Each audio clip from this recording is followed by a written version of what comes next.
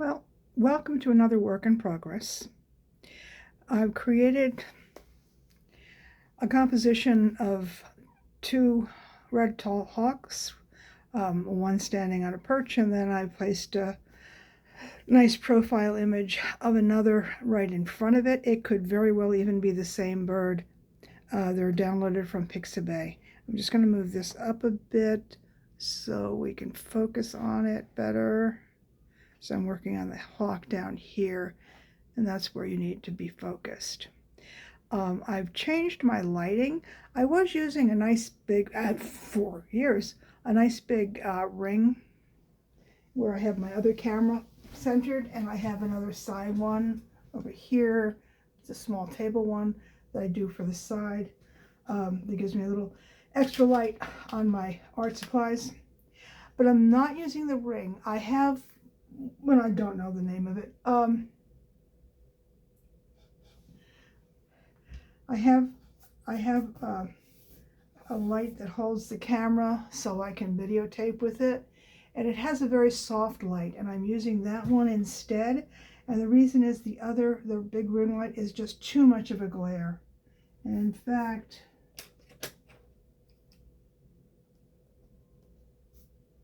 I'm not sure that this isn't, no, that one's okay. I'm just going to change the lighting.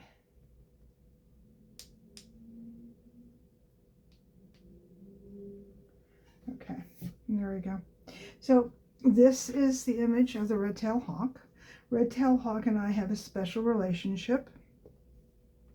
When I was living in Georgia, and I left there I think 8 years ago, my second year there, I think, perhaps my third, a bird showed up in the woods in the back of the property where I was renting, and it was a juvenile bird. I couldn't tell what kind of a bird it was. I thought it was an owl. It was a Saturday, and I spent a lot of time calling whoever would talk to me. Finally got some nice person, ranger with the Parks Department, who happened to be answering questions about tickets for the Parks Department, and he told me about a lady who ran a rescue for birds and gave me her number, and it was Mother's Day weekend, all this kind of good stuff going on. And I told her what was going on. I sent her a photo. She said, "Oh, that's a hawk. The parents of the hawk are not going to come looking for him or her. An owl will come, but the hawk won't. So you're going to have to, I'll meet you halfway." And she gave me a halfway mark, and you're going to have to bring him to me. And I said, okay. So I called my friend Dusty, who is very much into nature and wildlife herself, more so than me, and said, "I've got to put the bird in a box, but I don't know, I'm afraid to touch it. I don't know that I won't hurt it." And so she'd never done it either, but she was braver than me. And Dusty came over, and oh lo, the baby had moved into a bed of poison ivy, but we managed to get in there without being poisoned by the poison ivy. And she put it in a box, and I waited. I put him in my, it's not like he couldn't breathe, but it was a she, and she was wrapped in the towel and in the box, and my dog could care less. He didn't even notice. And then I got in the car and I drove to our halfway point. It was in Georgia, and the nice lady, whose name I do not now remember, took her out of the box very gently. She said, "Oh, female, and you can tell because the claws are so large. Females have larger claws than males do." And she said, "Except for a little bit of fungus, this bird is in very good health, so that's not going to be a problem." So she took him off. I gave her a nice big check. Not that she requested it, but she volunteers, so they need all the money they can get. And so I gave her a nice big check, and subsequently sent more money. But our little niece Dusty and I refer to her as our niece, was ultimately sent off to a bird of prey center where she very quickly outgrew the cage. She was a big girl, a very big girl. And she was trained to be a hunter.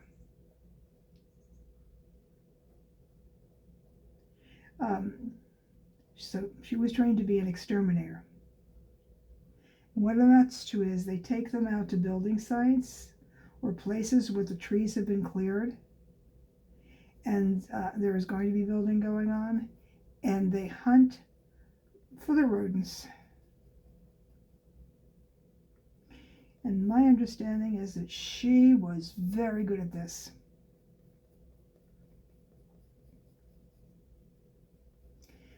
She was a natural born hunter. Of course, that's what hawks do. It was a good life.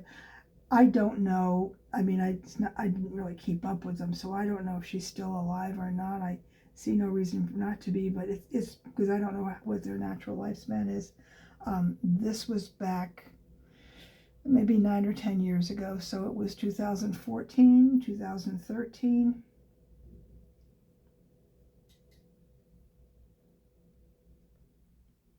Very, very, very nice. And my friend Dusty kept in touch with them to see what was going on. She's very interested. She, like me, can't do rescue. And the reason we can't do rescue is that if we can't reassimilate the animal into the wild, they have to be put down, and neither one of us have the stomach for that. It takes a special kind of courage. The animal can be healed, but if they can't be reassimilated, they're a danger to themselves. And, well, that's just sort of the way it works, unfortunately.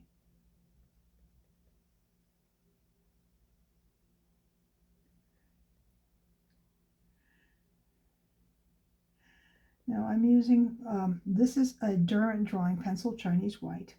It's probably the best white colored pencil on the planet.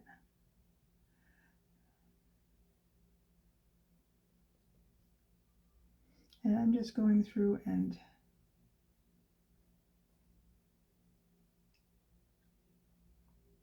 highlighting, doing all the white areas first.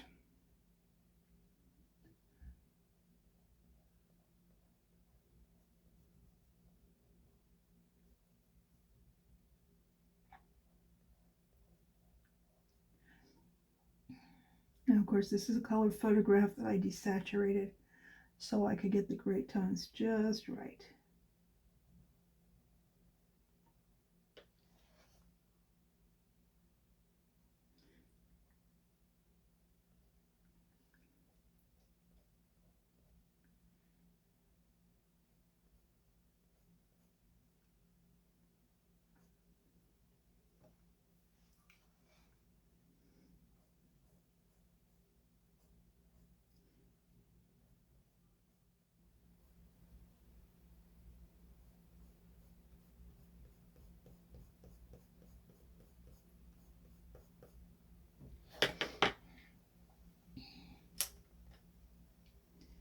Now, where's my, start with my 2B. Let me sharpen it.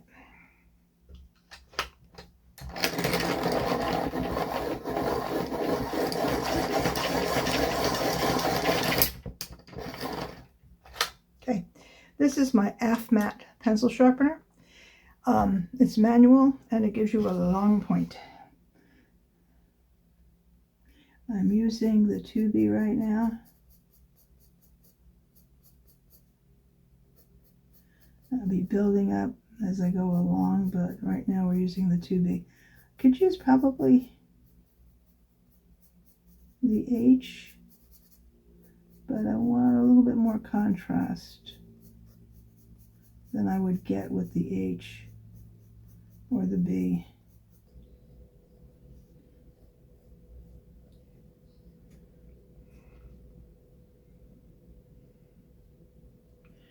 And I want to bring it in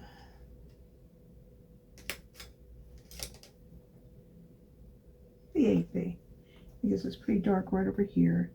So I'm just going to add some more dark lines right here.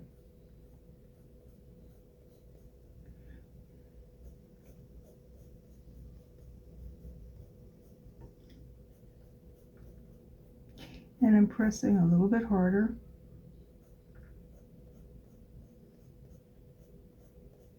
There we go.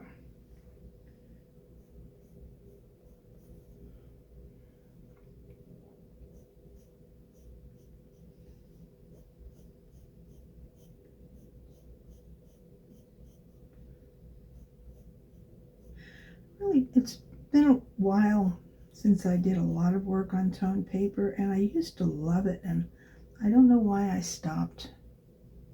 Silly me. But I'm back. Let me just darken this up a bit. A few dark hairs up here. I'm calling them hairs. They're feathers.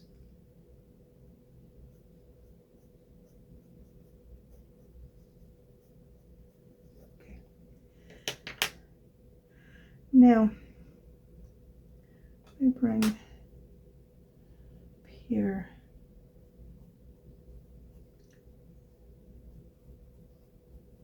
We bring in some more of the white.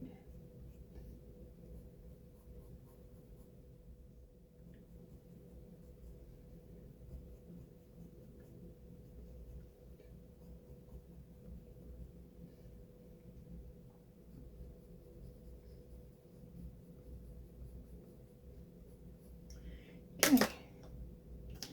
I'm going to bring in the 5B over here. I go light and dark.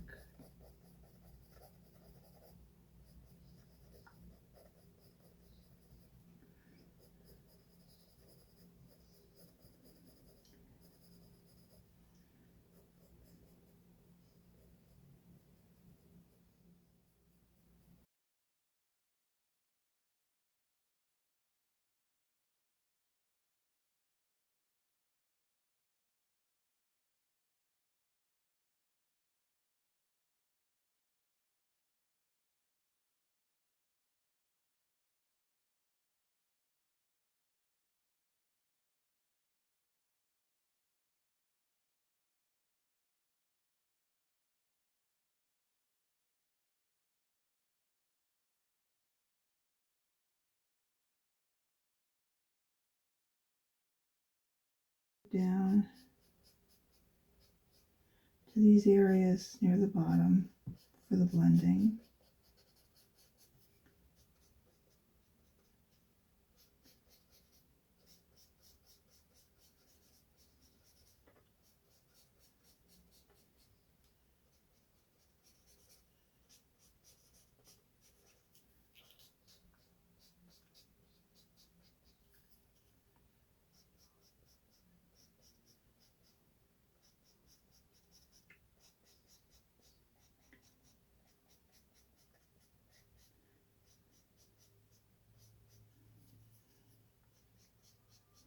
And this is just very light.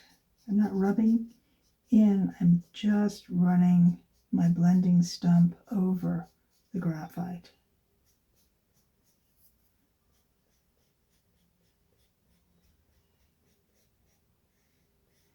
And I'm letting it run over the white pencil.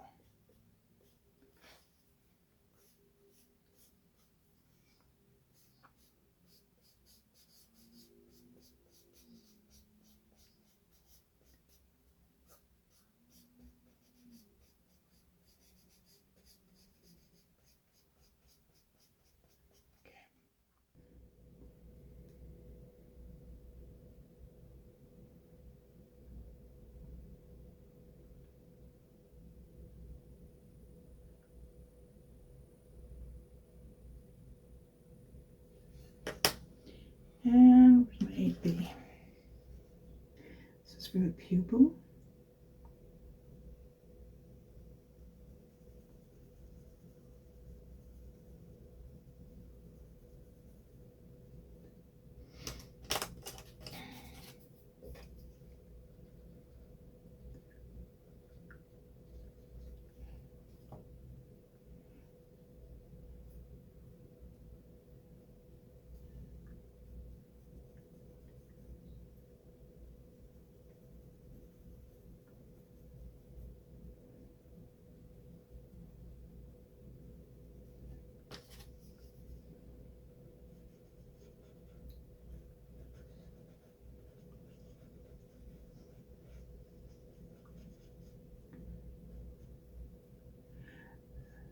Not a stark white, it's just a light reflection.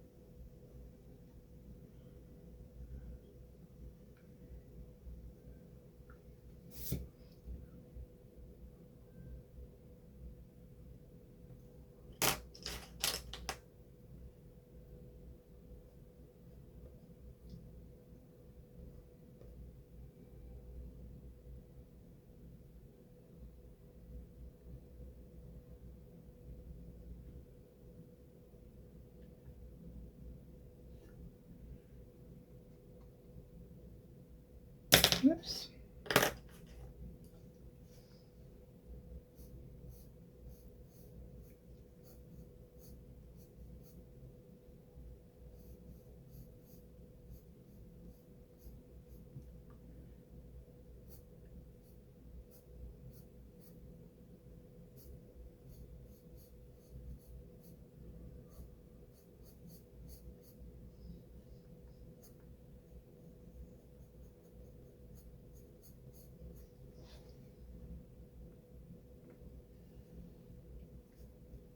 This is the 7B.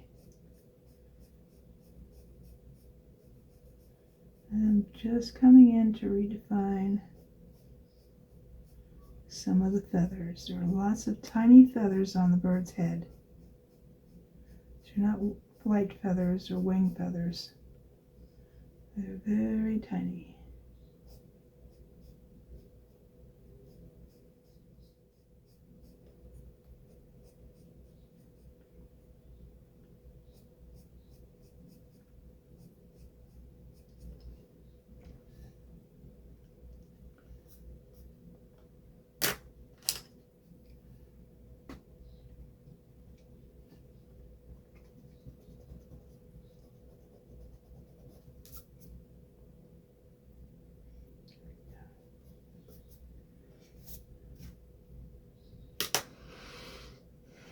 Okay, now I have to step away from this, and I step away from it by standing up and looking through the lens of my camera.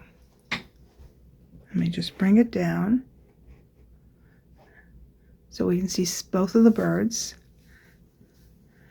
And I can see that there's good contrast. They are definitely separate from each other. They blend well together. Excellent. Okay, so I think it's time for me to sign this piece.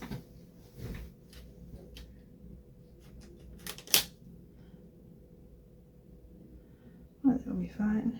Go this way.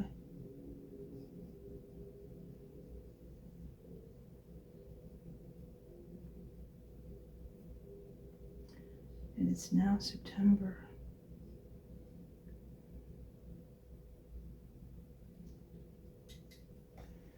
Okay. So we're good to go. I have no idea what my next bird is going to be. This was a big project for me. I was really, I've done lots of birds for this project, and I was really looking forward to doing this bird, and I am so pleased.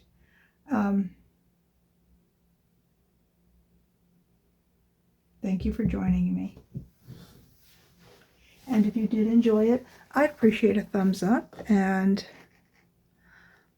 if you want to see more of my work, I'd appreciate a subscribe as well. Thank you so much. Have a wonderful, wonderful day, evening, morning.